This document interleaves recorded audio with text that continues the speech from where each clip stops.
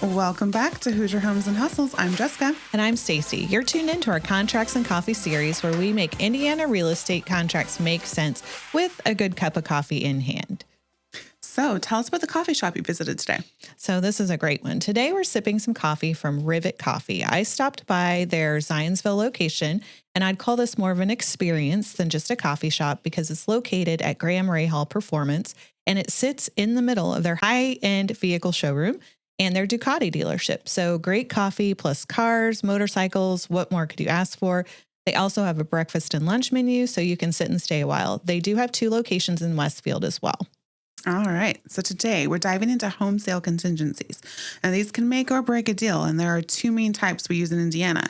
First is the First Right Contingency. And the second is the Limited Purchase Contingency. So what is a home sale contingency? In plain English, it means the buyer wants to purchase your home, but they need to sell their current home first. This protects the buyer. They're not on the hook to buy a new house while still owning another, but it also adds some uncertainty for sellers. And it is important to note that with either form, the buyer's timelines for things like inspections, financing, closing don't start until they remove the contingency. Exactly. Let's start with the First Right Contingency form. With this one, the seller keeps the home on the market while under contract with a buyer who has a home to sell. And if another offer comes in, then the seller notifies the first buyer. And that buyer then has a set number of hours, maybe 24 to 72 hours, to remove the contingency and proceed with it. Right. So some pros for sellers: you keep your home on the market, and if a better offer comes in, you can try to move forward with that. It does create urgency for the first buyer to act quickly. So some cons for the seller: uncertainty is one of the biggest. If the buyer doesn't remove the contingency, then you're back to square one. And it can complicate marketing if buyers or agents don't want to compete with an active contingency. Right. So some pros for buyers: you get first dibs if another offer comes in. It's a great option if you're serious but need a little time to sell your current home. And then there's some cons for the buyers. So you are on the clock if another offer comes in. So there's pressure to remove the contingency before you might even feel ready. Now on to the limited purchase contingency. This one is more cut and dry. If the seller gets another offer, they can terminate the agreement without giving you the chance to remove your contingency. And then some of the pros for the sellers is you do have total flexibility, no obligation to wait on the first buyer, less risk of being tied up with a contingent buyer who may not perform. Cons for sellers: few buyers may be able to make an offer under these terms if they need to sell their house.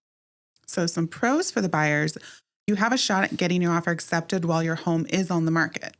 And cons for buyers is you have no protection if the seller gets a better offer. Your deal can be terminated at any time, and at that point, you might have your home on the market. So that would be really frustrating. So let's talk real life. So I had a buyer recently who used a First Right Contingency. We found their dream home but hadn't listed theirs yet. We negotiated a 72-hour right of first refusal, and guess what? Another offer came in 2 weeks later. So this buyer had to hustle fast. We got their home listed, accepted an offer in less than 24 hours, and because we already had the First Right in place, we were able to remove the contingency and move forward. So had this been a limited contingency, that seller would have walked away without giving us a shot. Right. So it really helped our buyer in that circumstance. Yep. So both forms do come with trade-offs. If you're a seller who wants options, the limited purchase contingency might be your style. If you're a buyer who needs time, the First Right gives you a fighting chance.